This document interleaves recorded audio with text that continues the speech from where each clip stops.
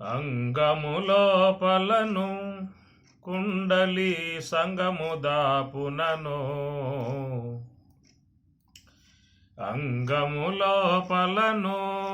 కుండలి సంగము దాపునను గంగాయమునా పొంగుచు పారగ గంగాయమునా పొంగుచు పారగ రంగుగా నడుమను లింగడుండగను కాశీకి పోవలెనా తీర్థము మోసుకురావలెనా కాశీ తీర్థము కన్నులనున్నది బేసి కన్ను శివ కాశిగనున్నది కాశీకి పోవలెనా తీర్థము మోసుకురావలెనా కోనకు పైగానో తీర్థపు వాన కురియగానో కోనకు పైగానో తీర్థపు వాన కురియగానో మేను మరచి నీవు కానక తిరిగేవు లోన వెదకి శివ ధ్యానము చేయక కాశీకి పోవలెనా తీర్థము మోసుకురావలెనా భావములోపలను జీవుని తావు తెలియకనో భావములోపలను జీవుని తావు తెలియకనో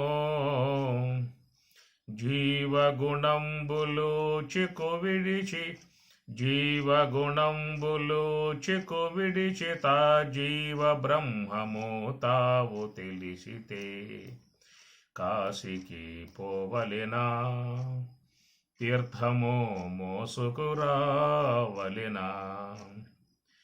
వాసిగధరలోనో కాశీ నివాసుడుండగానో వాసిగధరలోనో కాశీ నివాసుడుండగానో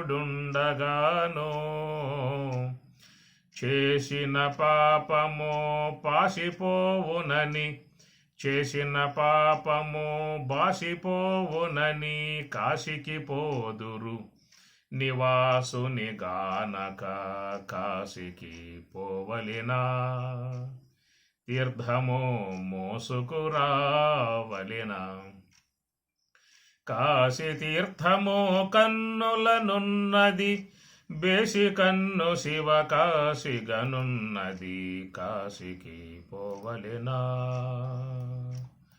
తీర్థము మోసుకురావలెనా ఓమిత్యేకాక్షరం బ్రహ్మ అగ్నిర్దేవతా బ్రహ్మ ఓమిత్యేకాక్షరం బ్రహ్మ అగ్నిర్దేవతా బ్రహ్మ ఇత్యార్షం గాయత్రం ఛందం పరమాత్మం స్వరూపం సాయుజ్యం వినియోగం పరమాత్మం స్వరూపం సాయుజ్యం వినియోగం. ఈ మంత్రములో పూర్తిగా పరమాత్మ యొక్క సాన్నిధ్యమును పొందేటువంటి విధానం చాలా ప్రధానముగా సాగేటువంటి అంశము. మరి ఓమితి ఏకాక్షరం బ్రహ్మ అనేటువంటి అంశములో మరి ఓం అని చెప్పన్నప్పుడు అకార ఉకార మకార అర్ధమాత్ర ప్రణవాతీతము అనేటువంటి ప్రధాన అంశము, ఇటు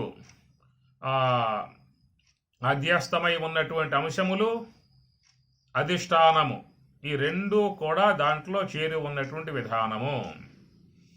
అధ్యస్థమై ఉన్న అంశములు ఉన్నాయి, దాన్ని ఆరోపితము అని చెప్పని అంటాం.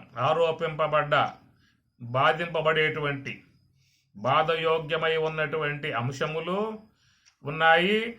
అబాధం అంటే బాధించుటకు యోగ్యము కానటువంటి పారమార్థిక సత్తాను ఉన్నది. బాధించుటకు బ్రహ్మజ్ఞానము చేత బాధించుటకు యోగ్యమై ఉన్నటువంటి వ్యావహారిక వస్తువులు, మరి బాధయోగ్యమును పొందకుండగా ఉన్నటువంటి పారమార్థిక వస్తువు. కాబట్టి వ్యావహారిక వస్తువులుగా ఉన్నటువంటి అవి మిథ్య అనే విధానముగా బాధింపబడాలి అని చెప్పన్నట్లయితే దానికి బ్రహ్మజ్ఞానము లేకుండా వ్యావహారిక వస్తువు మిథ్యా విధానముగా బాధింపబడదు. ప్రాతిభాషికమై ఉన్నటువంటి విశ్వం అది మిథ్య అనే విధానముగా తెలుసుకోవాలంటే బ్రహ్మజ్ఞానం కావాల్సి వస్తుందా? ప్రాతిభాషికము అంటే జీవకల్పితమై ఉన్నటువంటివి, జీవకల్పితమై తోసేటువంటి, ఉదాహరణకు స్వప్న జగత్తు. కాబట్టి స్వప్న జగత్ అనేది ఇది కూడా మరి ప్రాతిభాషికం జగత్తు, జీవకల్పితమై ఉన్న జగత్తు. ఇది మిథ్య అని తెలుసుకోవటానికి బ్రహ్మజ్ఞానం అవసరం పడుతుందా? బ్రహ్మజ్ఞానం అవసరం లేదు. కాబట్టి వ్యావహారిక వస్తు జ్ఞానాన్ని పొందాము అని చెప్పినట్టే చాలు, ప్రాతిభాషికమై ఉన్నటువంటి జగత్తు మిథ్య అనే భావం ఏర్పడుతుంది. కాబట్టి వ్యావహారిక వస్తువు యొక్క విషయంలో మాత్రమే బాధయోగ్యమును పొందే విధానము బ్రహ్మజ్ఞానం కావలసి వస్తుంది. అందుచేత ఇక్కడ చెప్పిన అంశం ఏంటంటే, ఇటు వ్యావహారికమై బాధయోగ్యమై ఉన్నటువంటి వ్యావహారిక వస్తువులు చేరి ఉన్నాయి. ఇవి బ్రహ్మమునందు అధిష్టానమునందు అధ్యస్థమై తోసేటువంటి వస్తువులు. రెండవది పారమార్థిక వస్తువు. ఈ రెండు కలిపి చెప్పిన మాట ఓం ఇతి ఏకాక్షరం బ్రహ్మ అనేటువంటిది. దీంట్లో ఇటు వ్యావహారిక వస్తువులు చేరి ఉన్నాయి, అటు పారమార్థిక వస్తువు చేరి ఉన్నది. అయితే మనం చాలా వరకు ఏంటంటే మన వ్యవహారం అంతా కూడా ఈ వ్యావహారిక వస్తువుల వైపే మన వ్యవహారం అంతా కూడా కొనసాగుతూ ఉన్నది. అనగా స్థూల దేహము, సూక్ష్మ దేహము, కారణ దేహము. అంటే అకార ఒకార మకార ఈ మూడు మాత్రల యందే మన వ్యవహారం అంతా కూడా ఉన్నది. కాబట్టి మరి ఈ మూడు మాత్రలు అనేటువంటి వాటిలను దాటగలిగితేనే నువ్వు పారమార్థిక వస్తువు చేరుకునే అవకాశం ఏర్పడుతుంది. కాబట్టి ఇక్కడ పారమార్థిక తత్వానుభవం కోసంగా చేరుకునేటువంటి ఉద్దేశం ఉన్నటువంటి వారి కోసముగా చెప్పబడ్డటువంటి అంశము అగ్నిర్దేవత బ్రహ్మ.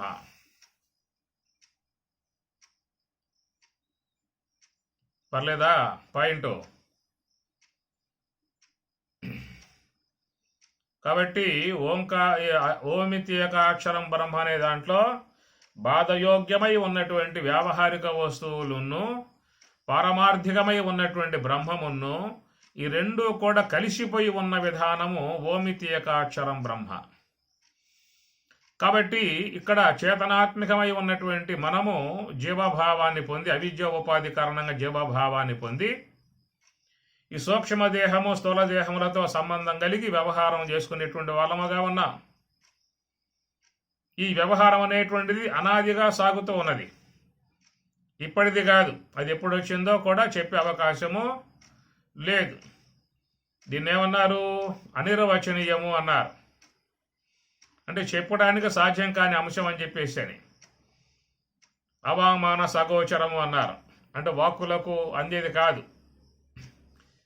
ఈ ప్రకారం అనాదిగా వచ్చేటువంటి ఈ వ్యవహారము ఇట్లాగా మరి ఓమితి ఏకాక్షరం అనేటువంటిది బ్రహ్మముతో చేరిపోయి ఉన్నటువంటి విధానము ఎంతకాలం మనం ఈ రూట్లో ఈ మార్గంలో పయనింపగలిగితే అంతకాలము ఇది వ్యవహారం ఉంటుంది. అర్థమవుతుంది కదా? స్థూల దేహము, సూక్ష్మ దేహము, కారణదేహము, జాగ్రత్త అవస్థ, స్వప్నావస్థ, సుషిప్తి అవస్థ, ఆ మూడింటి అనుభవములు కలిగి ఉన్నటువంటి జీవుడు మూడు పేర్లు పొందాడు: విశ్వడు, తైసుడు, ప్రాజ్ఞుడు అని చెప్పని. ఇట్లాగా ఈ మూడింటి అనుబంధము కలిగి ఉన్నటువంటి విధానములో చెప్పినటువంటి అంశము నిన్న మనం ఉత్తర గీతలో దాని అంశాన్ని కొంచెం విస్తరించి స్వామివారు చెప్పినటువంటి అంశాన్ని ఇక్కడ మనం తీసుకోవటం జరిగింది. దీనికి సంబంధించిన అంశమే మనకు భగవద్గీతలో కూడా చెప్పారు. నిన్న మీకు ఆ విషయాలు చెప్పాను, జ్ఞాపకం ఉందో లేదో. ఓమితి ఏకాక్షరం బ్రహ్మ వ్యాహరన్ మాం అనుస్మరన్ యః ప్రయాతి త్యజందేహం సయాతి పరమాం గతిం. పరమాం గతిం, పరమగతిని వాడు పొందుతూ ఉన్నాడు. ఎవరు అని చెప్పనంటే అగ్నిర్దేవత బ్రహ్మ. ఆ యొక్క మార్గంలో పయనించేటువంటి వారు మాత్రమే ఆ పరమాం గతిం యాతి, పరమగతిని పొందుతూ ఉన్నాడు అని చెప్పి అన్నారు. అట్లా పయనించే విధానమే వ్యాహరన్ అనే పదం ఒక్కటి మాత్రం వాడి చెప్పటం జరిగింది భగవద్గీతలో. ఈ వ్యాహరన్ అనేటువంటి అంశము ఓమిత్యేకాక్షరం బ్రహ్మ అనే 2 అంశాలు కూడా కలుపుకుని ఉత్తర గీతలో ఇచ్చినటువంటి వివరణాత్మక అంశము. మనం ఆ అంశాన్ని తీసుకున్నాం నిన్నటి రోజున. పృథివీ అగ్నిశ్చ ఋగ్వేదః భూరిత్యేవ పితామహః అకారేతు లయం ప్రాప్తే ప్రథమే ప్రణవాంశకే. అకారేతు లయం ప్రాప్తే, అకారము అనేటువంటిది లయం పొందినప్పుడు ఇది ఎప్పుడు వస్తుంది? అగ్నిర్దేవత బ్రహ్మ అన్నటువంటి ఆ మార్గంలో పయనించినప్పుడు వచ్చేటువంటిది అకారేతు లయం ప్రాప్తే ప్రథమే ప్రణవాంశకే. ప్రణవములో ఉన్నటువంటి ప్రథమాంశమగు అకారము అది లయమైపోయే విధానం ఏర్పడుతుంది. ఇది నివృత్తి మార్గమునకు సంబంధించిన అంశము.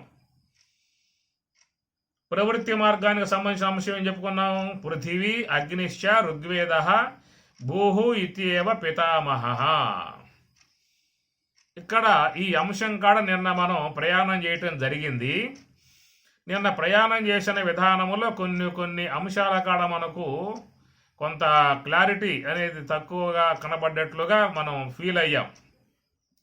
పృథివీ అనగా పృథివీ సంబంధమై ఉన్నటువంటిది ఈ దేహము, పార్థివ దేహము అని చెప్పని.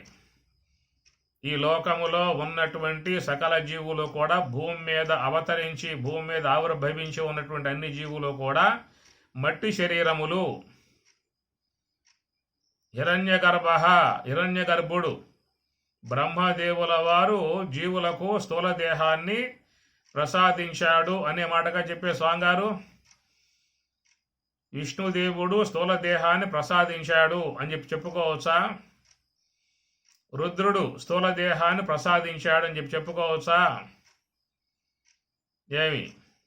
అందువల్ల మనకి స్వామివారి యొక్క బోధలో వచ్చే అంశం ఏంటని చెప్పానంటే, బ్రహ్మదేవుడు హిరణ్యగర్భుడు అనగా హిరణ్యం అంటే బంగారం. బంగారం ఉదరమునందున్నది. ఉదరమునందు కలిగి ఉన్నటువంటి బ్రహ్మదేవుల వారు తన యొక్క బంగారం గల అంశముతో మన దేహాలు నిర్మాణం చేశాడని చెప్పుకోవచ్చా? హిరణ్యముతో మన దేహములు నిర్మాణం చేశాడని చెప్పుకోవచ్చా? అందుచేత పృథివీ మీద ఆవిర్భావం అయినటువంటి అంశములన్నీ కూడా భూమి యొక్క సంబంధమై ఉన్న అంశములుగా నిన్న మనం చెప్పుకోవటం జరిగింది. రెండవ భూతం జలము అన్నాం. జల సంబంధమై ఉన్నటువంటి శరీరములు అని చెప్పన్నప్పుడు జలమునందే ఆవిర్భావమయ్యి, జలమునందే పెరిగి పెద్దయ్యి, జలమునందే నివాసయోగ్యముగా ఉండి నిరంతరముగా జలమునే ఆస్వాదించేటువంటి యొక్క వాటి శరీరముల యందు జల శాతం ఎక్కువగా ఉందా, పృథివీ శాతం ఎక్కువగా ఉందా? నిన్నటి అంశం మందది. అందుచేత పృథివీ అనేదేమో భూమి మీద సంచరించేటువంటి జీవకోటి. ఇవన్నీ కూడా పృథివీ అంశముతో మట్టితో ఏర్పడ్డటువంటి శరీరాలు. కనుక మట్టి సంబంధమై ఉన్నటువంటి ఆహార పదార్థాలతో దేహాన్ని పెంపొందింపజేసుకున్నాము. చివరికి శ్వాస పోయిన తర్వాత ఈ దేహం కాస్త మట్టిలోనే పెట్టేయడం జరుగుతుంది తప్ప ఎంతటి వారైనా కానీ ఎవరో కూడా దేహాన్ని దాచిపెట్టుకునే విధానంగా ఎవరు చేయరు. ముఖ్యమంత్రి కావచ్చు, రాష్ట్రపతి కావచ్చు, ప్రైమ్ మినిస్టర్ కావచ్చు, ఇంకెవరైనా కావచ్చు కాక ఎవరి దేహమైనా కూడా తీసుకుపోయి మట్టిలో దాన్ని పెట్టేయాల్సిందే. మట్టి సంబంధం కాబట్టి వస్తువు. అందువల్ల పృథివీ సంబంధమై ఉన్నటువంటి దేహాలుగా చెప్పుకున్నాం ఈ అంశంలో. రెండవది జలమునందు పుట్టి జలమునందు పెరిగి జలమే ఆయువుగా ఆహారముగా తీసుకుని జలము యొక్క సంబంధముగా పెరిగి ఉన్నటువంటి జీవ సముదాయాన్ని అవి జల సంబంధ జీవులుగా చెప్పేటువంటి అంశము. అది నిన్న మనం చెప్పుకున్నాం. మూడవది అగ్ని సంబంధమై ఉన్నటువంటి తనువులు. దేవతా శరీరములో కూడా మనలాగా మట్టి దేహాలేనా?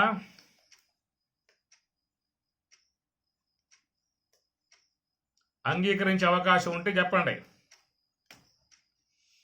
దేవతా శరీరములుగా చెప్పేటువంటి విధానములో వాళ్ళ దేహాలు మన దేహం లాగానే మట్టి శరీరములు. చెప్పకూడదు స్వామి. నిన్న మన పాయింట్ అదే. అదే అక్కడ వచ్చింది. కాబట్టి ఏంటంటే వాళ్ళని ఏమన్నాం? దేవతలు అన్నాం. దేవతలంటే దివ్ అంటే దీప్తి, ప్రకాశమానమై ఉన్నటువంటి విధానముగా మనకు శాస్త్రం చెప్పేటువంటి మాట. అందువల్ల దేవతలను అగ్ని ద్వారా ఆరాధించే విధానం మన భారతదేశంలో వేద సంస్కృతిలో ఉన్నది. కనుక అగ్ని ద్వారా దేవతలను ఆరాధించే విధానము, ఒకవేళ దేవతల ప్రత్యక్షమైతే మనం చూస్తాం అక్కడ మరి ఆయా గ్రంథాలలో పురాణాలలో చూసినప్పుడు తేజోపుంజముతో వాళ్ళు ప్రత్యక్షమైనట్లుగా ఆవిర్భావినట్లు చెబుతూ ఉంటాం మనం. అందుచేత కాంతివంతమై ఉన్నటువంటి దేహములు, తేజోవంతమై ఉన్నటువంటి దేహములు అగ్ని సంబంధముగా చెప్పేటువంటి విధానము. అయ్యా శంకరెడ్డి గారు ఉన్నారా?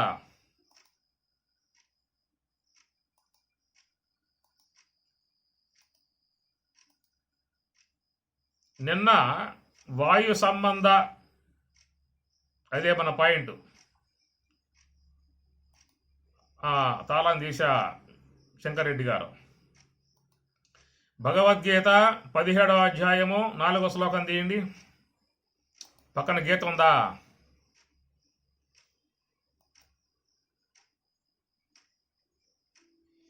భగవద్గీత 17వ అధ్యాయం శ్రద్ధాత్రయ విభాగ యోగము 4వ శ్లోకం.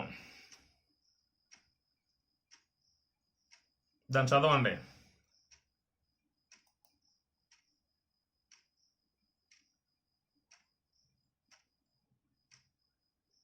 వాయిస్ ఆన్ చేయి, వాయిస్ ఆన్ చేయి. శంకరెడ్డి గారు వాయిస్ ఆన్ చేయి. ఇప్పుడు చెప్పు. యజంతే సాత్వికా దేవాన్ యక్షరక్షాంసి రాజసాః ప్రేతాన్ భూతగణాశ్చాన్యే యజంతే తామసా జనాః. అర్థం ఏంటి?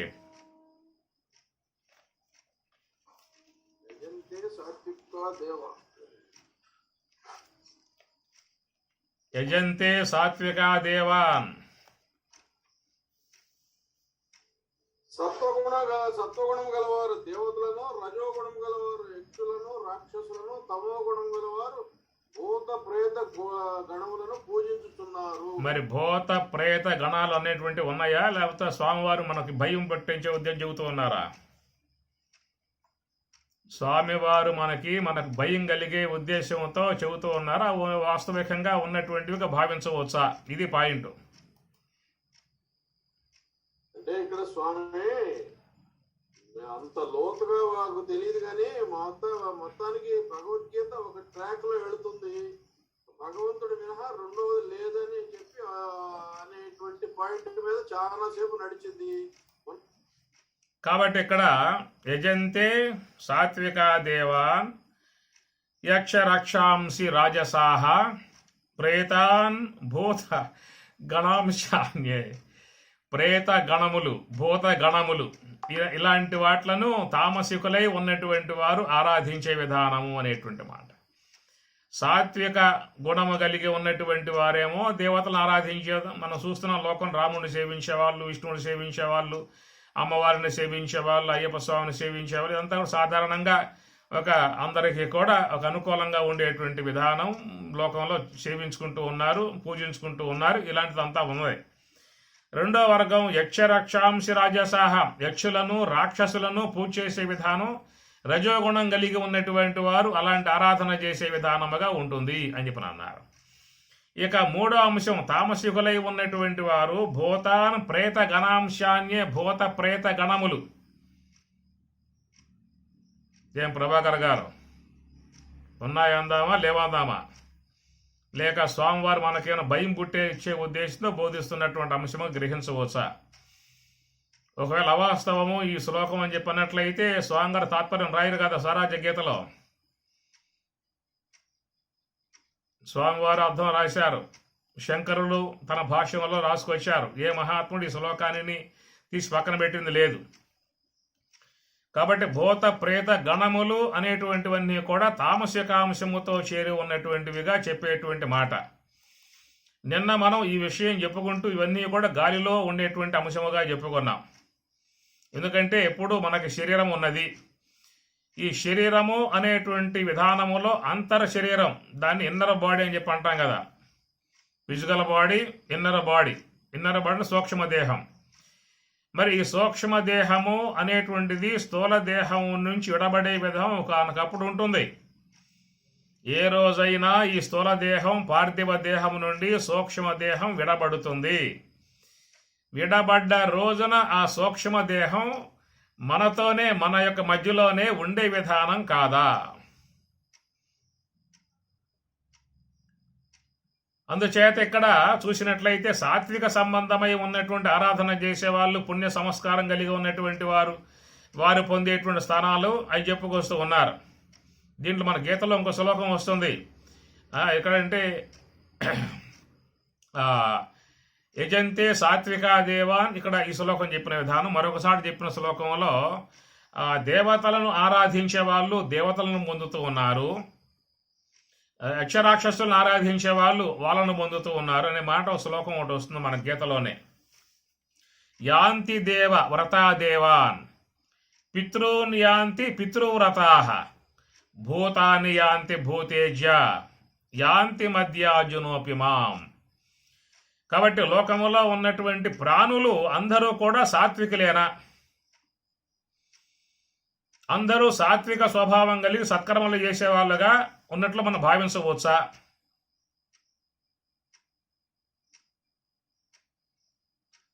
లోకములో సాత్విక స్వభావం కలిగి సత్కర్మలు కలిగి మంచితనం కలిగి సహృద్భావన కలిగి 10 మందిని ప్రేమించే విధానం కలిగి 10 మంది మేలు చేసే విధానం కలిగి భయభక్తులు కలిగి గురువుల పట్ల భక్తి, దైవం పట్ల భక్తి, ఒక విశ్వాస భావంలో సాత్విక విధానముగా పయనించేటువంటి సముదాయము లోకములో మానవ సముదాయము ఉన్నది.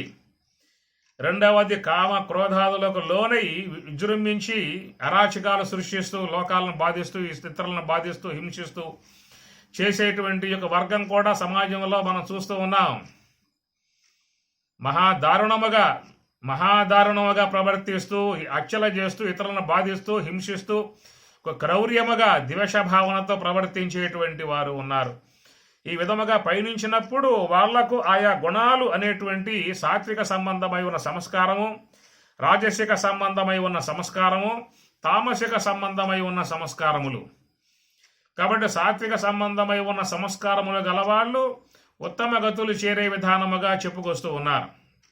తేతం భుక్త్వా స్వర్గలోకం విశాలం అని మన గీతలో 9వ అధ్యాయంలో వచ్చే శ్లోకాలలో అలాంటి ఒక ఉత్తములు ఉత్తమ దేహాలు, ఉత్తమ లోకాలకు పోయి అక్కడ దివ్య దేహాలు కలిగి సుఖాలు అనుభవించే విధానంగా చెప్పేటువంటి మాట. కనుక రెండవ వర్గం వాళ్ళు ఈ రజోగుణ స్వభావం కలిగి రజోగుణ స్వభావంతో ప్రవర్తించేటువంటి వారికి ఎక్కువ పాపకార్యములు ఆచరిస్తారు. కాబట్టి అలాంటి వారికి ఉత్తమ గతులు లభిస్తాయనేటువంటిది కూడా శాస్త్రంలో పరిశీలించాల్సినటువంటి అంశం ఒకటి. మూడవది తామసిక సంబంధ స్వభావములు కలిగి ప్రవర్తించేటువంటి వారు.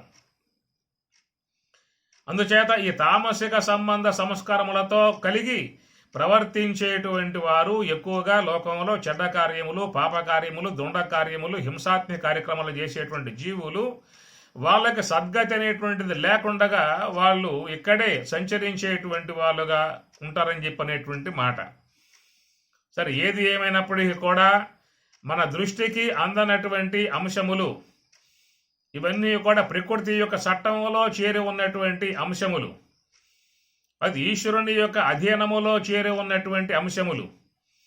అవన్నీ కూడా చెప్పగలిగేటువంటి విధానం ఈశ్వరుడు మాత్రమే చెప్పగలగాల్సి ఉంటుంది. ఎందువల్ల అంటే ఆయన చట్టం కాబట్టి.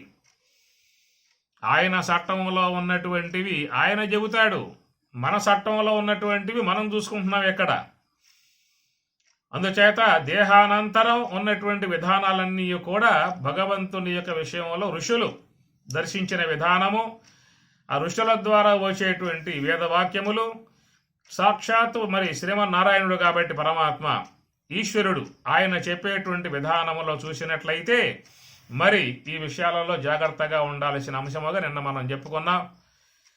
అందుచేత ఇవన్నీ కూడా మీకు ఏదైనా కొంచెం అవగాహన కలగాలని చెప్పినట్లయితే అధర్వణ వేదం ఉంది ఒకటి.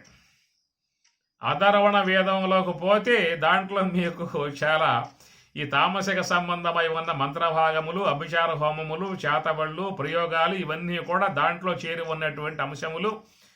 అందువల్ల అధర్ణ వేదము అనేటువంటి యొక్క దానిని యజ్ఞాలలో ఒక భాగంగా పెట్టాల. యజ్ఞములలో స్థానం సంపాదించుకున్నది ఋగ్వేదము, యజుర్వేదము, సామవేదము. హోత, ఉద్ఘాత, అధ్వర్యుడు ముగ్గురే ఉంటారు. 4వది అధర్ణ వేదము బ్రహ్మస్థానముగా మౌనంగా కూర్చోబెట్టారు తప్ప అక్కడ దానికి మాట్లాడే అవకాశం ఇవ్వలేదు. ఎందుకంటే దాంట్లో అన్నీ కూడా సామాజిక సంబంధమై ఉన్న అంశాలు కూడా దాంట్లో చేరి ఉంటాయి. చేతి వృత్తులు కానీ, ఇలు విద్య కానీ, ఇంక ఇతర వృత్తులన్నీ కూడా దాంట్లో చేరి ఉన్నటువంటి అంశములు.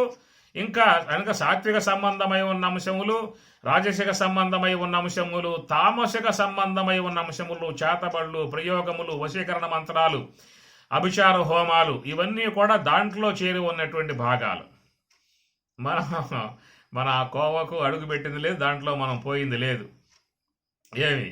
అందుచేత శాస్త్రం అనేటువంటి అంశాన్ని మనం దాన్ని గ్రహించాల్సి ఉంటుంది. ఇప్పుడు అవిశ్వాసం అని చెప్పి అంటాం కదా, విశ్వాసం లేనివాడు లేదా నాస్తికుడు అనే పదాలు వాడుతూ ఉంటాం మనం. చారువాకులు అంటాం, నాస్తికులు అంటాం, ఏవో పదాలు వాడుతూ ఉంటాం. వాళ్ళది ఏమిటయ్యా అంటే ప్రత్యక్ష ప్రమాణం.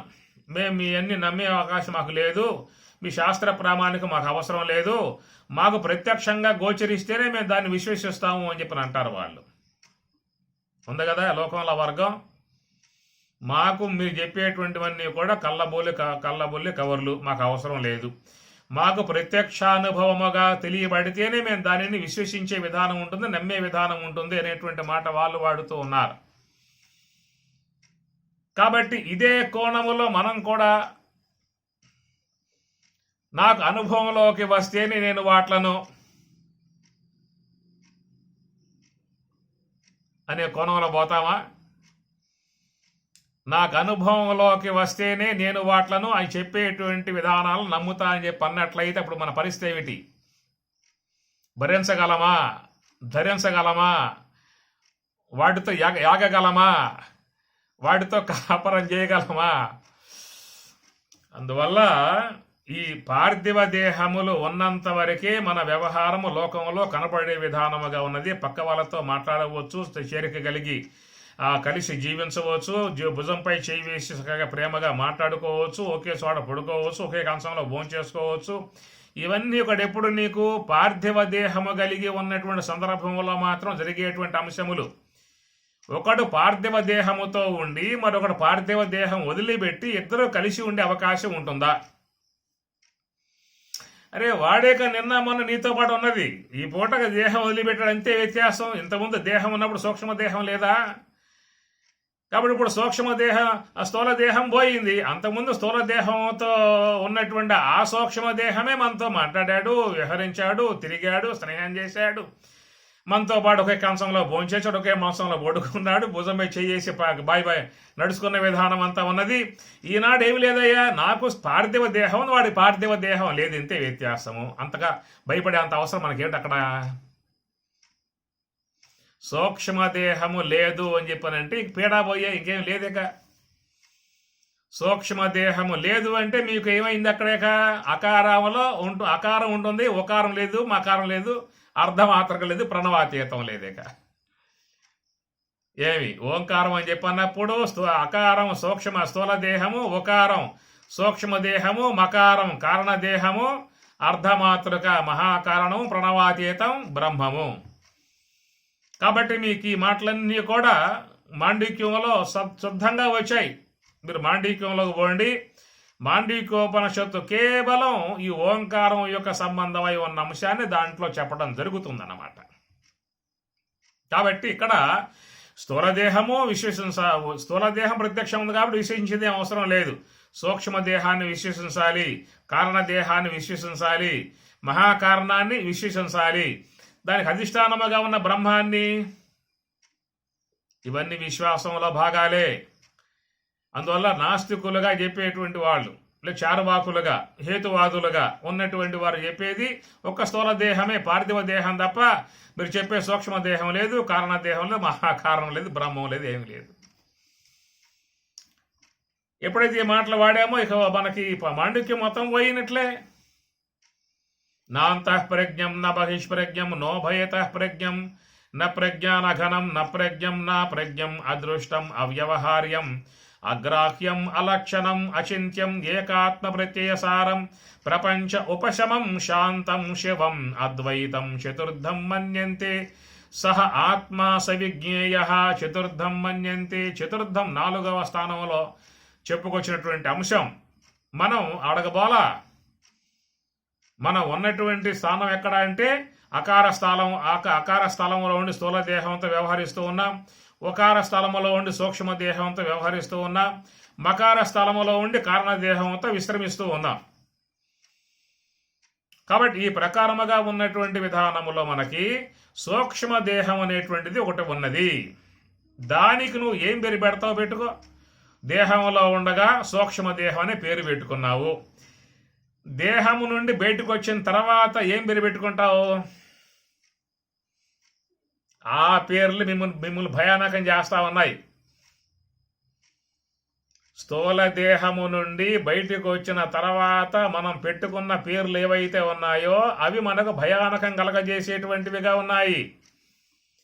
ఆ సూక్ష్మ దేహము నుండి బయటకు వచ్చిన తర్వాత ఎవరు అసలు వాళ్ళు?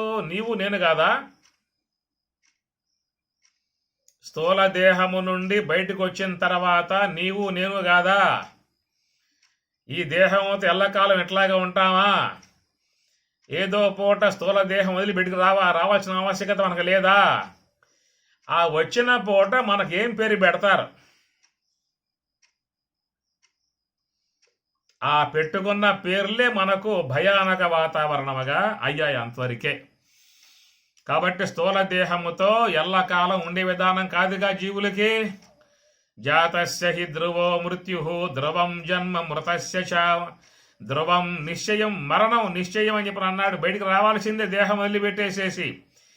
కాబట్టి ఆ దేహం వదిలిపెట్టి బయటకు వచ్చిన నాడు ఉన్న విషయంగా ఏం చెప్పారు వాళ్ళు? ఈ దేహములో ఉన్నప్పుడు విశ్వాసము కలిగి నమ్మకం కలిగి గురువుల పట్ల భక్తి కలిగి దైవం పట్ల భక్తి కలిగి తాత్విక మార్గంలో పయనిస్తూ పుణ్యకార్యములు ఆచరిస్తూ ధ్యాన జపాదులు శీలిస్తూ ఉన్నటువంటి సూక్ష్మ దేహాలైతేనేమో అవి దేదీప్యమానముగా పుణ్య ప్రకాశముతో ప్రకాశించేటువంటి దేవతలుగా ఉంటాయి.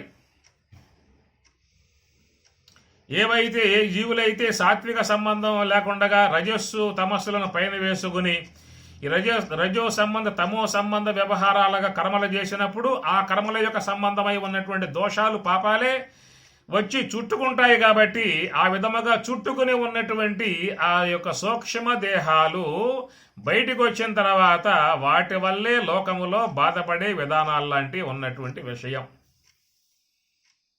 వాటి మీరు ఏ పేరున పెట్టుకోండి, సూక్ష్మదేహం అనే వస్తువు ఉన్నది. అది కేవలం ఇంద్రియాత్మిక వస్తువు, అది వాసనాత్మిక వస్తువు, అది గుణాత్మిక వస్తువు.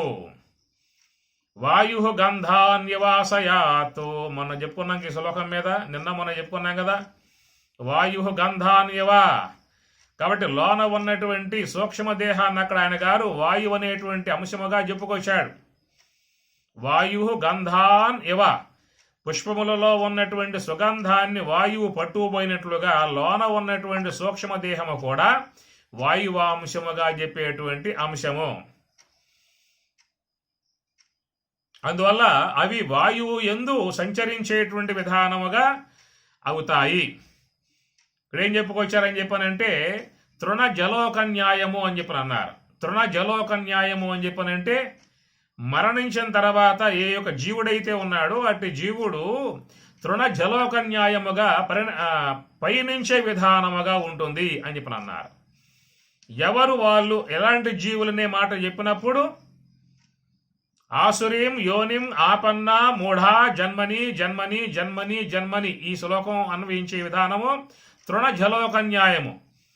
తృణ జలోక న్యాయము అని చెప్పనంటే గడ్డి పురుగు ముందు పాస పట్టుకున్న తర్వాత వెనకాల గడ్డి పరకను వదిలిపెడుతుంది అనే మాటగా చెప్పుకొచ్చేది. మళ్ళా ఆ ముందు గడ్డి పరక పట్టుకున్న తర్వాత వెనకాల గడ్డి పరక వదిలిపెట్టే విధానముగా ఈ పొయ్యేటువంటి విధానాన్ని తృణజలోక న్యాయము అని చెప్పి అన్నారు. కాబట్టి లోకములో ఎవరైతే విశ్వాసం లేక మరి కేవలం పాప సంబంధ కార్యములే ఆచరించి ఈ పాపమునే ప్రధానముగా తనలో చేర్చుకుని ఉన్నటువంటి వాళ్ళ కోసముగా చెప్పేటువంటి శ్లోకం భగవద్గీత.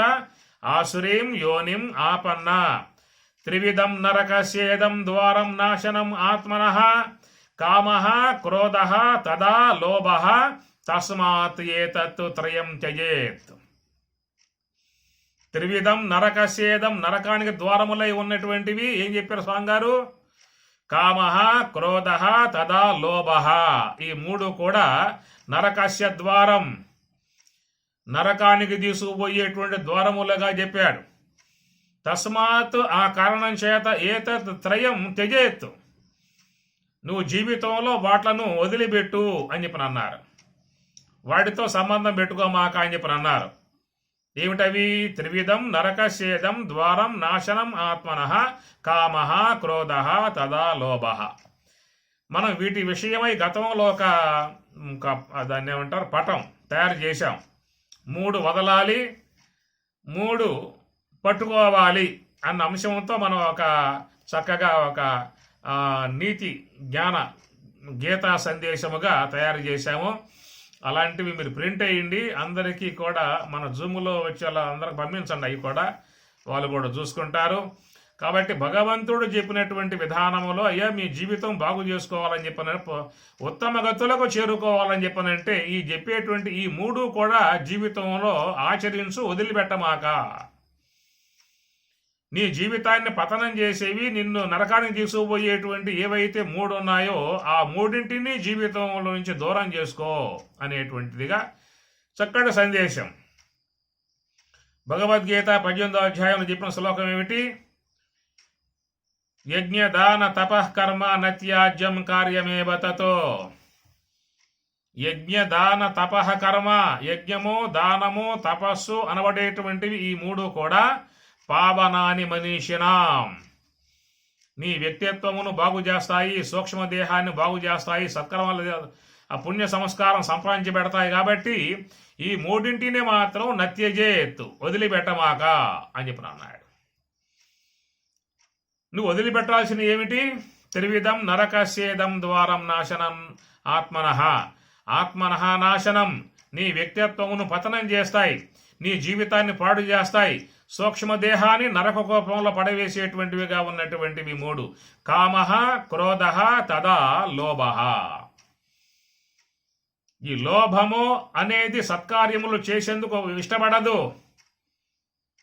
ఎందువల్ల? సత్కార్యాలు చేయాలంటే డబ్బు పోతుంది కదా. సత్కార్యములు చేయాలంటే ఒక ఆశ్రమం ఉన్నది, డొనేషన్ ఇవ్వాలి, వృద్ధాశ్రమాలు ఉన్నాయి, ఆలయాలు ఉన్నాయి, మహాత్ములు ఉన్నారు, వాళ్ళకి ఏమైనా చేయాలని చెప్పనంటే డబ్బు ఖర్చు పెట్టాలి. అందువల్ల ఈ లోభ గుణము అనేటువంటిది సత్కార్యములో ఎందు అది పోనివ్వదు. కామం, ఈ కామం అనేది కూడా తృప్తి లేక మరి జీవితాన్ని అతలాకుతలం చేసే విధానముగా ఉన్నది. కామ ఏషః క్రోధ ఏషః రజోగుణ సముద్భవ మహా అశనః మహాపాప్మా. మహా అశనః, ఎంత తిన్నాగానే అది తృప్తి చెందేది కాదు. మహాపాప్మా ఎట్లాంటిదని చెప్పనంటే అనలేనచ అనే మాట పరమాత్మ వాడాడు. అనలేనచ అంటే అగ్నిలో ఆజ్యం పోస్తూ ఉంటే ఏ ప్రకారంగా అగ్ని చాలు అని చెప్పి అనదో అట్లా మన జీవితంలో ఏర్పడేటువంటి తామసిక సంబంధమై రాశిక సంబంధమై ఉన్నటువంటి ఈ యొక్క కామం ఉన్నదో అది కూడా అనేక కార్యములు, అనేక పాప కార్యములు చేసేందుకు పురిగొలుపుతూ ఉంటుంది. కాబట్టి దాని ద్వారా వ్యక్తి పతనమైపోయే అవకాశం ఉంటుంది. కామః క్రోధః రెండవది. ఈ క్రోధం అనేది వచ్చినప్పుడు మనిషి విచక్షణ జ్ఞానం కోల్పోతాడు. ఏం చేస్తుందో అర్థం కానిటువంటి పరిస్థితులలో అనేకం చేసుకుంటూ పోతూ ఉంటాడు. కాబట్టి నరకస్య ద్వారం, నరకానికి ద్వారములై ఉన్నటువంటివి ఈ 3 అన్నాడు. కాబట్టి ఈ ప్రకారముగా వాట్లను త్యజేత్తు, వదిలిపెట్టు. నత్యజేత్తు, వదలమాక. ఎక్కడ? యజ్ఞ దాన తపః కర్మ నత్యజేత్, వదలమాక. కామః క్రోధః లోభః ఏతత్రయం త్యజేత్, ఈ 3 వదులు అని స్వామి చెప్పాడు. స్వామివారు చెప్పినటువంటి ఈ అంశాన్ని లోకంలో ఎవరైనా పాటిస్తూ ఉన్నారా? ఏవి వదిలిపెట్టు అన్నారో వాటిని గట్టిగా పట్టుకున్నారు. ఏవైతే జీవితంలో పాటించు అన్నారో అవన్నీ కూడా మూలబారేశారు.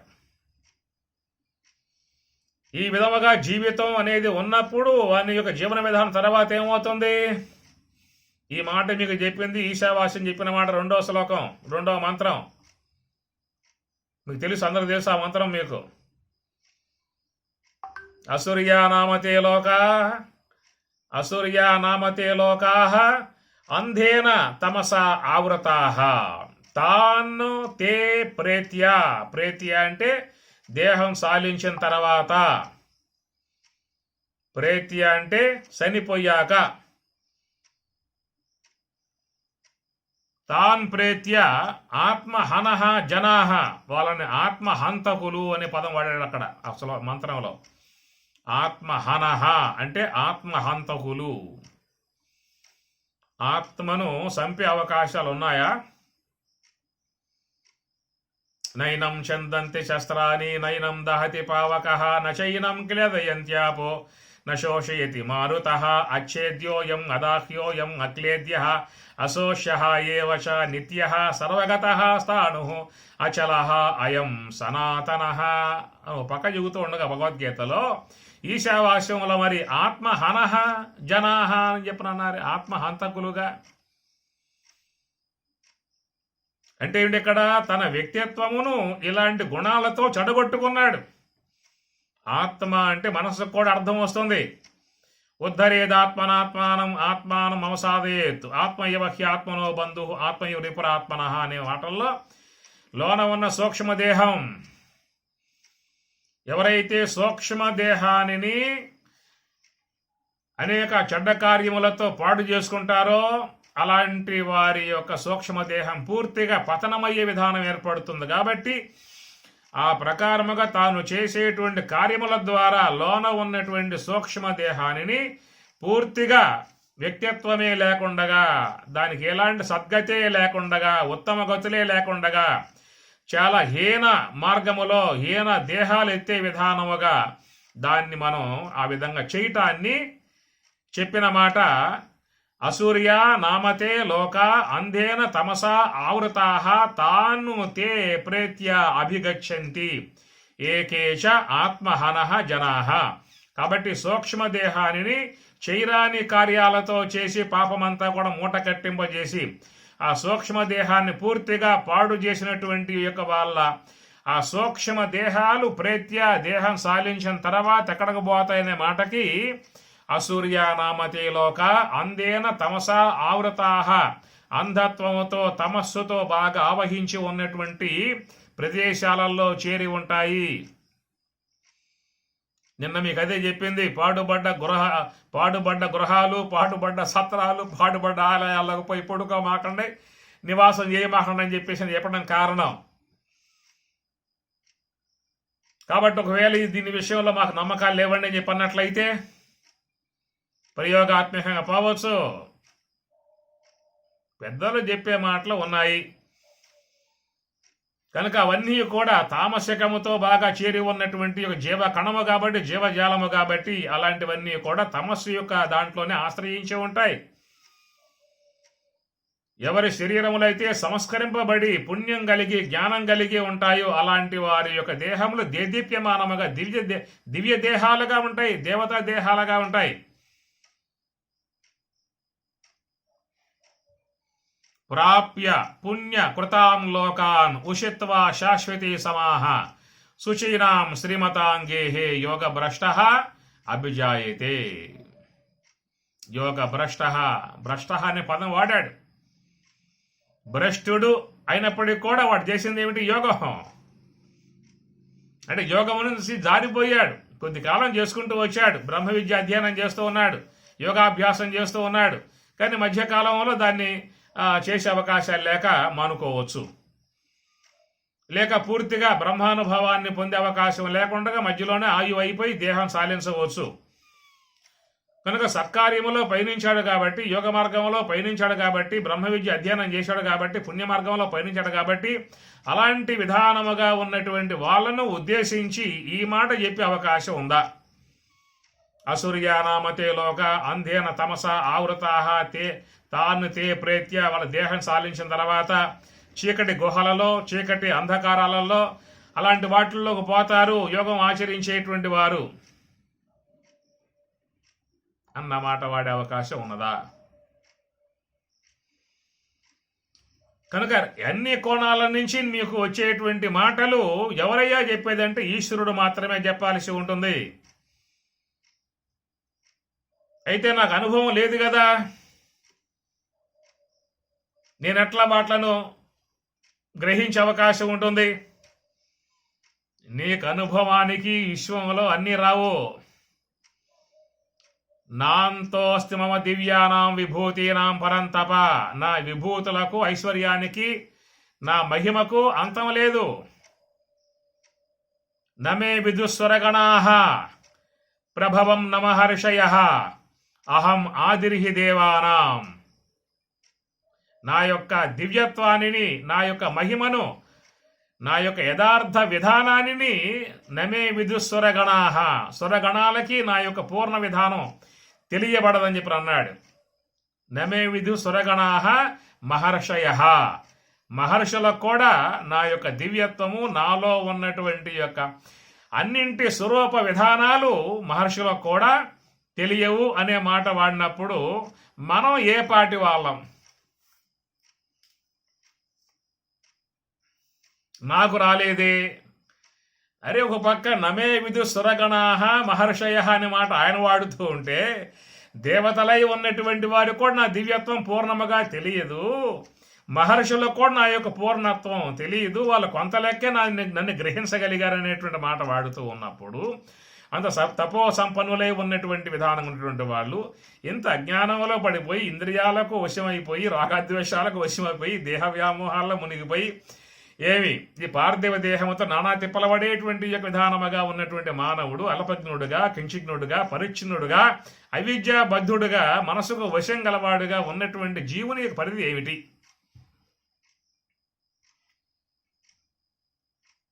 అందుచేత ఆయన చెప్పేటువంటి అంశములు అనేటువంటివన్నీ కూడా మనకు మన దృష్టికి రావాల్సినంత అవసరం కూడా లేదు. నీ పరిధి ఏమిటో, నువ్వు ఏది జీవితంలో సాధించాలని చెప్పి అనుకుంటూ ఉన్నావో ఆ అంశం వరకు నువ్వు తీసుకో. కాబట్టి మిగతా వాటి విషయంలో దండం పెట్టు. యజంతే సాత్విక దేవా యక్షరక్షాంశరాజసాః భూతాన్ ప్రేత గణాంశాన్యే యజంతే తామసా జనాః. వాళ్ళు పోతూ ఉన్నారు ఆ మార్గంలో, మనకెందుకది? యజంతే సాత్విక దేవాః, సాత్విక విధానంగా పోయే విధానం ఉంది కాబట్టి మనం అందరికి పరిమితం చేసుకోవాలి. యజంతే సాత్విక దేవాః అన్నాడు కాబట్టి ఆ సాత్విక మార్గం ఏదో, ఆ దేవతా విధానం ఏదో భాగవతంలో ఆ చెప్పేటువంటి పురాణాలలో చెప్పేటువంటి పురాణ పురుషులు లేదా ఉపనిషత్తులలో చెప్పేటువంటి ఉపనిషత్తు బ్రహ్మతత్వము ఏదైతున్నదో ఆ మార్గంలో సాత్వికం యొక్క స్థానం వరకు మనం పోగలిగితే మన జీవితంలో మనం కొంతవరకైనా ప్రయోజనాత్మక అంశాన్ని పొందే అవకాశం ఉంటుంది. లేదయ్యా స్వామి చెప్పాడు కాబట్టి యక్ష రక్షాంశాజసాః భూతాన్ ప్రేత గణాంశాన్యే, అవి కూడా సవి చూస్తాను, అవి కూడా జీవితంలో ఆలకింపజేసుకుంటాను, అవి కూడా నా జీవితంలోకి రావాలి అన్న విధానంగా అవసరం పడుతుందా? కాబట్టి విశ్వమంతా కూడా త్రిగుణాత్మికము. ఒకే గర్భములో పుట్టిన బిడ్డల్లో కూడా ఒకే స్వభావం కలిగి ఉండరు. కారణం ఏమిటి? తల్లి శరీరాన్ని వరకే ఇచ్చిన తప్ప సంస్కారములతో ఆ జీవులు వచ్చారు ఎక్కడి నుంచో. ఒక తల్లి గర్భములో 10 మంది జనిస్తే ఆ 10 మంది యొక్క విధానాలు, వ్యక్తిత్వములు వేరు, ఆలోచనలు వేరు, వాళ్ళ అభిరుచులు వేరు, వాళ్ళు పోయే మార్గాలు వేరు, వాళ్ళ స్వభావాలు వేరు. ఇప్పుడు క్రౌర్యంగా ప్రవర్తిస్తూ ఉంటాడు, స్వభావస్తు ప్రవర్తతే. పూర్వజన్మ సంస్కారాలను బట్టి వాళ్ళ స్వభావాలు అనేటువంటివి నిర్ణయం చేయబడతాయి. స్వభావస్తు ప్రవర్తతే అని చెప్పి అన్నారు.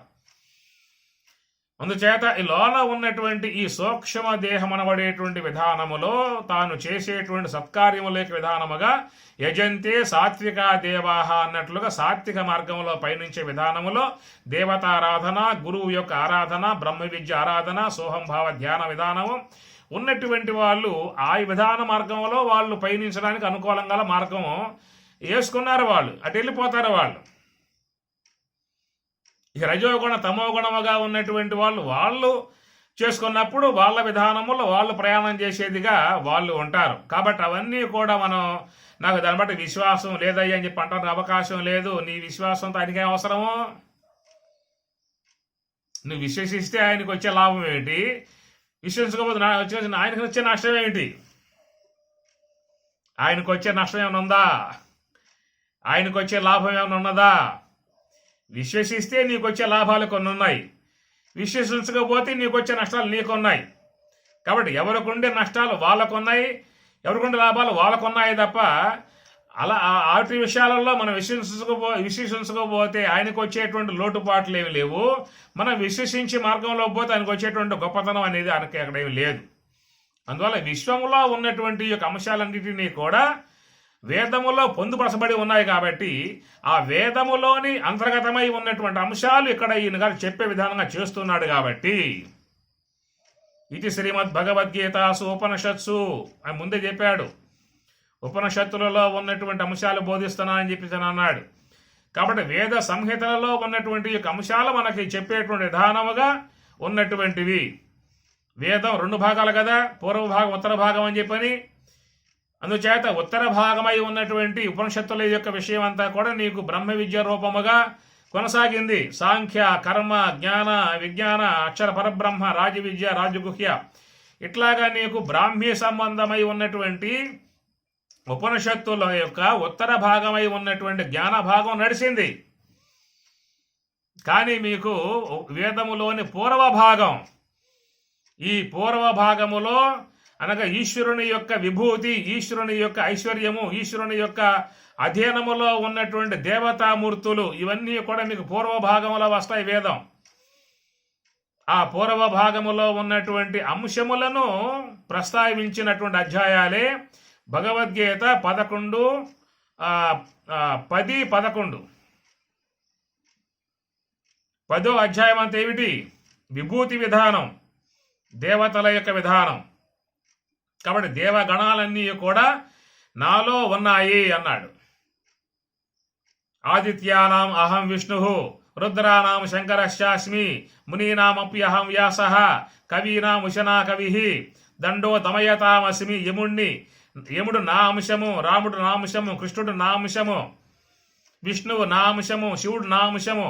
ఇట్లా విష్ణు ఈ దేవతల యొక్క విధానముగా ఉన్నటువంటివన్నీ కూడా మీకు వేదం పూర్వ భాగములో ఉన్నటువంటి అంశాలు. కాబట్టి పూర్వ భాగమును ఆయన ప్రస్తావించాడు, ఉత్తర భాగం జ్ఞాన అంశములుగా మీకు అధ్యాయాలన్నీ కూడా కొనసాగాయి అన్నమాట. ఏమి ఎక్కడున్నావు?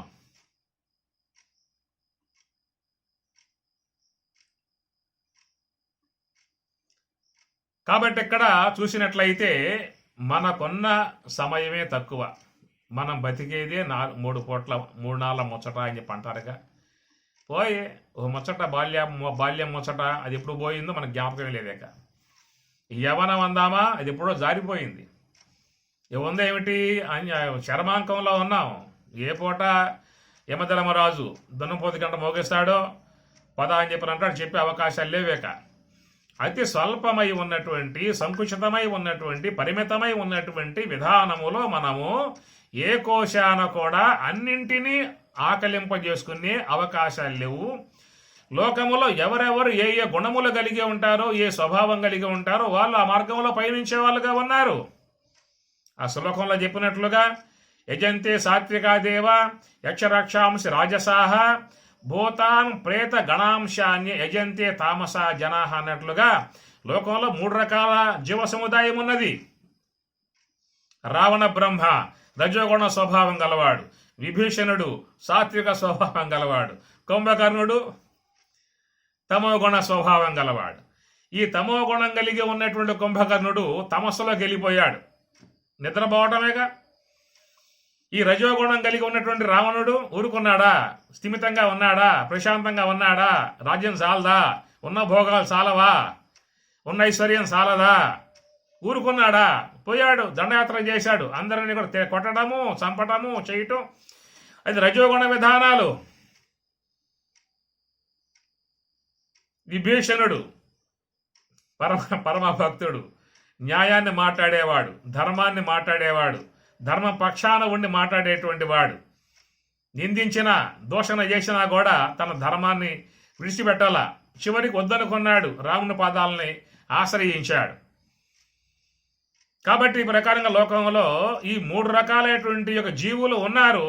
ఎవరెవరు ఏ ఏ మార్గం వాళ్ళకి ఇష్టమై ఉన్నదో వాళ్ళు ఆ మార్గాల్లో పోయేటువంటి వాళ్ళుగా ఉన్నారు.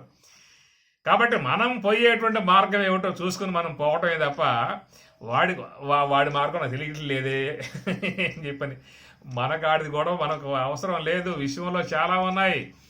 ఈనాడు మానవుడు ఒక ప్రవృత్తి మార్గములో, అది నివృత్తి మార్గం చెప్పుకున్నాం కదా, ప్రవృత్తి మార్గములో ఉన్నటువంటి యొక్క మానవుడు ఈనాడు ప్రపంచంలో పడి, బహిర్ముఖంలో పడి, ఈ విశ్వ గర్భములో ఉన్నటువంటి యొక్క వైజ్ఞానిక సంబంధమై ఉన్నటువంటి అంశాలు అనేకం బయటకు లాక్కొస్తా ఉన్నాడు.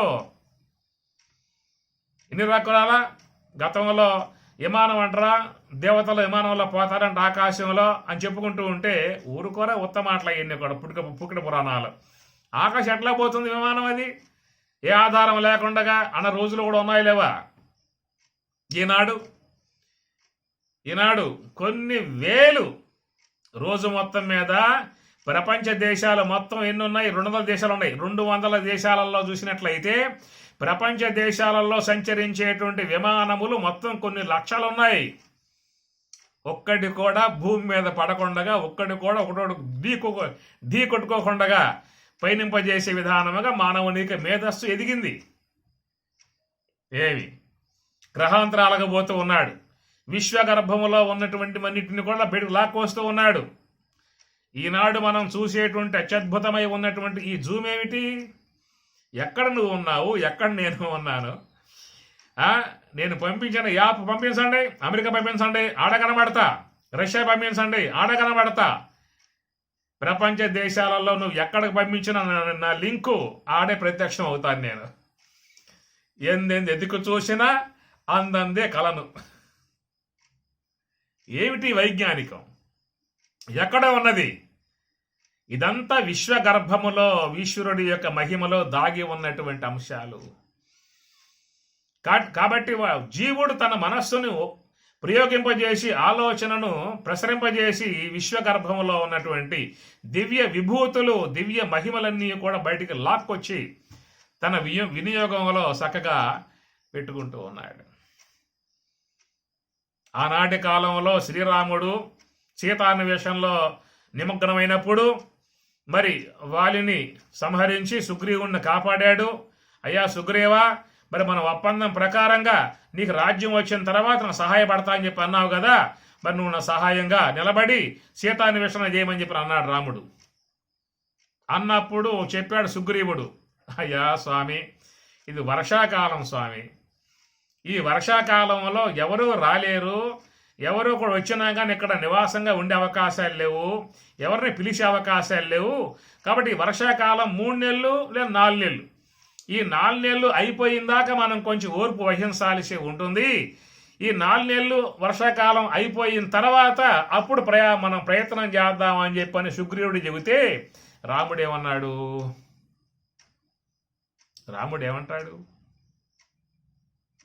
సరేనయ్యా అన్నాడు.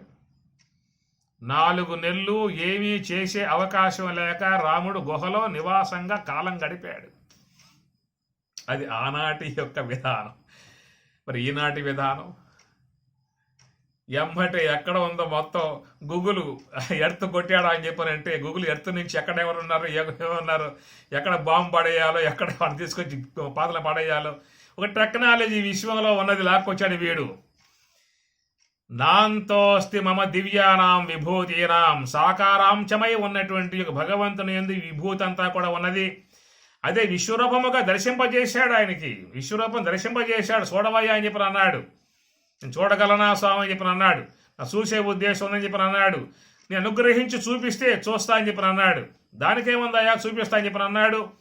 చర్మచక్షువులతో నువ్వు చూసే అవకాశం లేదు కాబట్టి దివ్యం దదామితే చక్షుః, దివ్య చక్షువులు ఆయనకు ప్రసాదించి తన యొక్క ఐశ్వర్యమై ఉన్నటువంటి విభూత్యాత్మికమై ఉన్నటువంటి యొక్క విశ్వము యొక్క జగత్తు యొక్క ఆ దివ్యత్వాన్ని ఆయన చూపించగలిగాడు అని చెప్పానంటే నీవు నేను చూపించే అవకాశాలు ఏమన్నా ఉన్నాయా మనకేమన్నా?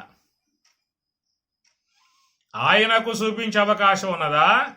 మనకు కూడా చూపించే అవకాశాలు లాంటివి ఏమైనా ఉన్నాయా? ఒకవేళ ఈశ్వరానుగ్రహముతో ఆయన చూపించగలిగితే చూసే శక్తి కూడా మనకు లేదు.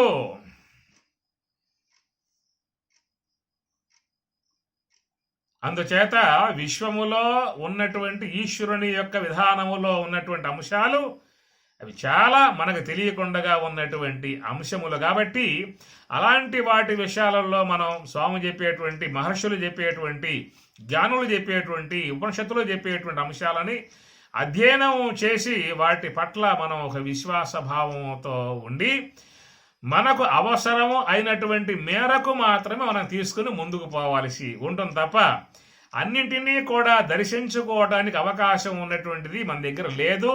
మనకున్న ఆయువే తక్కువ, మనం జీవించే కాలమే తక్కువ. ఈ తక్కువ కాలంలో మన ఉపయోగమై ఉన్నటువంటి అంశం వరకు మనం పోగలిగితే మనం చేరే అవకాశం ఉంటుంది. కాబట్టి ఈ ప్రకారముగా చూసినట్లయితే ఉన్నాయా లేవా అనేటువంటిది, ఉన్నదా లేదా అనేది నాస్తికులకి సందేహం ఉన్న విషయమే కదా.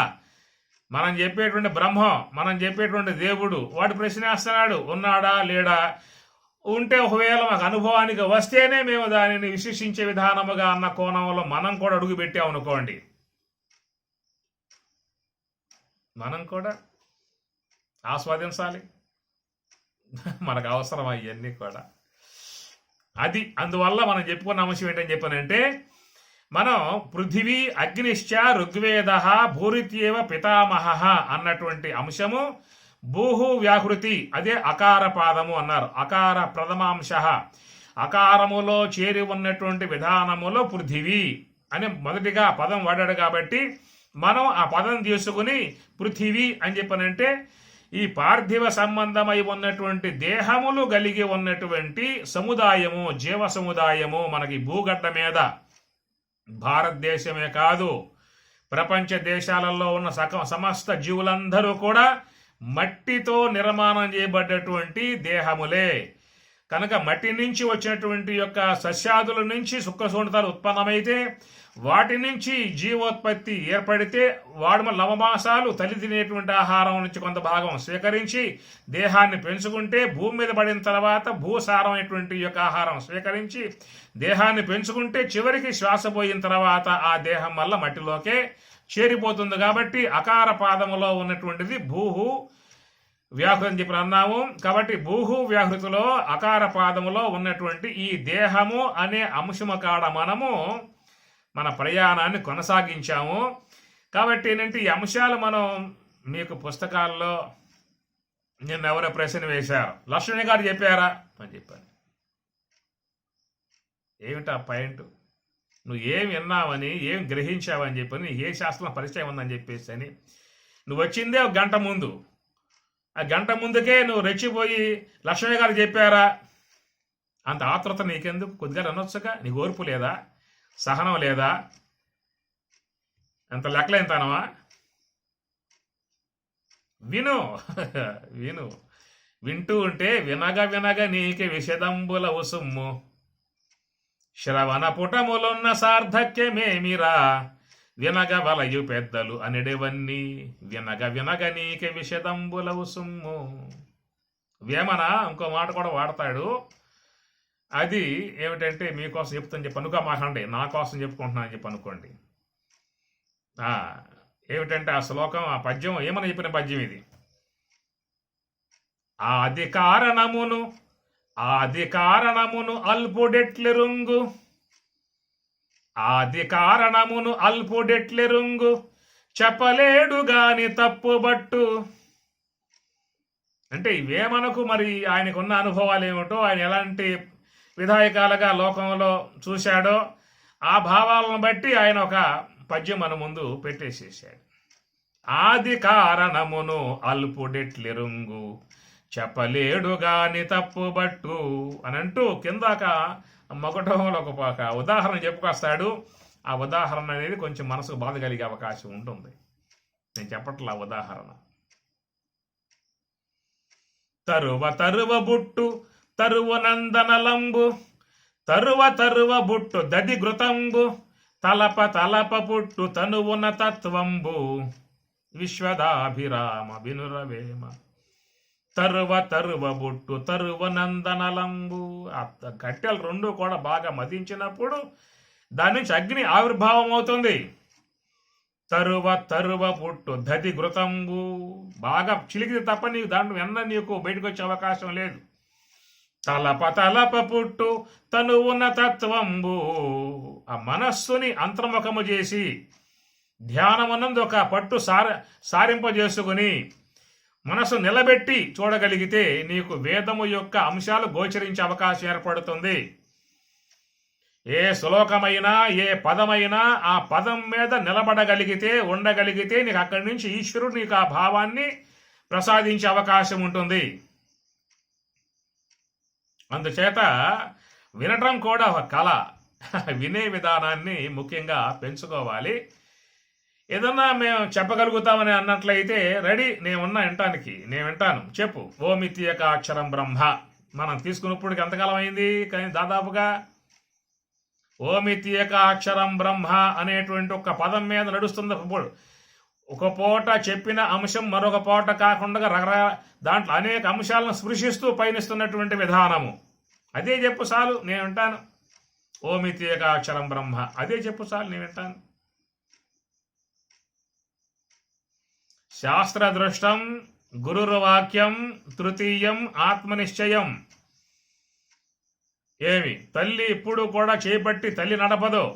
కాళ్ళు వచ్చిందాకా తల్లి నడుపుతుంది, కాళ్ళు వచ్చాక వాడి నడవాలి. అట్లాగా శాస్త్ర దృష్టం గురుర్వాక్యం. శాస్త్రాంశాలను గురువు ఇస్తాడు. ఇచ్చిన తర్వాత నువ్వు ఎదిగిన తర్వాత ఆ అంశాలు పట్టుకుని తృతీయం ఆత్మనిశ్చయం. నువ్వు బయలుదేరి ఎక్కడి నుంచాక ఇక ఆయన చెంగే పట్టుకుంటావు, ఎప్పుడు అక్కడే ఉంటావా? అందుచేత ఆ వేద మంత్రాలలో ఉన్నటువంటి అంశాలను తీసుకురావటం అని చెప్పనంటే దాంట్లో ఉన్నటువంటి అవగాహన ఉన్నటువంటి వాళ్ళే తెచ్చే అవకాశం ఏర్పడుతుంది. కాబట్టి అందువల్ల వినే అలవాటు చేసుకోండి. డౌట్లు వస్తే రాసుకుందాం. ఏదైనా ఆదివారం పూట ఎప్పుడన్నా వాటి మీద కొంత అవగాహన చేసుకునే విధానాలలో చేసుకుందాం. పరస్పరం భావయంతః అది ఉండాలి మనకి. పరస్పరం భావయంతః దాన్ని చర్చ అన్నారు, విచారణ అన్నారు. ఇంకా పక్కకు పోయామంటే వితండము, వితర్కము, కుతర్కము, జల్పము ఇలాంటివన్నీ చాలా ఉన్నాయి. ఇంకా వాటిల్లోకి పోయామని చెప్పనంటే ఇక్కడ కేవలం గెలుపు ఓటములు అనే అంశం మీదే జరిగేటువంటి ఇవన్నీ కూడా జల్పము, వితండము, తర్కము, కుతర్కము ఇవన్నీ కూడా గెలుపు ఓటముల మీద జరిగేటువంటి వ్యవహారం. దానివల్ల వచ్చే ప్రయోజనం దానివల్ల ఏమీ లేదు. ఎప్పుడూ కూడా ఒక విషయాన్ని మనం అవగాహన చేసుకోవాలని చెప్పి అన్నట్లయితే సామరస్యముతో సద్భావనతో తద్విద్ధి ప్రణిపాతేన పరిప్రశ్నేన సేవయ ఉపదేశ్యంతి తే జ్ఞానం జ్ఞానినః తత్వదర్శనః. సామరస్య భావంతో మనం మెలగాలి. దాని విషయ అవగాహన లేకపోతే చెప్పించుకునే ప్రయత్నం చేయాలి. చెప్పవచ్చు కూడా, వినొచ్చు కూడా, తప్పేం లేదు. చిన్న పిల్లవాడు చెప్పినా మంచి మాట అయితే మనం దాన్ని తీసుకుంటానికి సిద్ధంగా కూడా ఉండాలి. అందుచేత అలాంటి ఆ సామరస్య భావం ముఖ్యంగా పెంపొందింపజేసుకోవాలి తప్ప ఎదురుపడి మరి అడగటం అనేటువంటి విధానాలలో వస్తే దానికి జ్ఞాన విధానం అనిపించుకోదు. మచ్చిత్త మద్గత ప్రాణ బోధయంతః పరస్పరం. ఇది గీత చెప్పిన అంశం. అందువల్ల అలాంటి మార్గంలో పయనించాల్సి ఉంటుంది. అవగాహన లేని అంశాలు ఉంటే దాన్ని నోట్ చేసుకోండి. మనం ఏదైనా సండే పూట దాని మీద కొంత విచారం చేసుకునే ప్రయత్నం చేద్దాము. అందరూ సహృద్భావం ఉండాలి, సామరస్య భావం ఉండాలి. అందరం కూడా కలిసి పయనించే విధానం ఉండాలి. ముఖ్యంగా అది చాలా అవసరం జీవితానికి. అందుచేత రేపు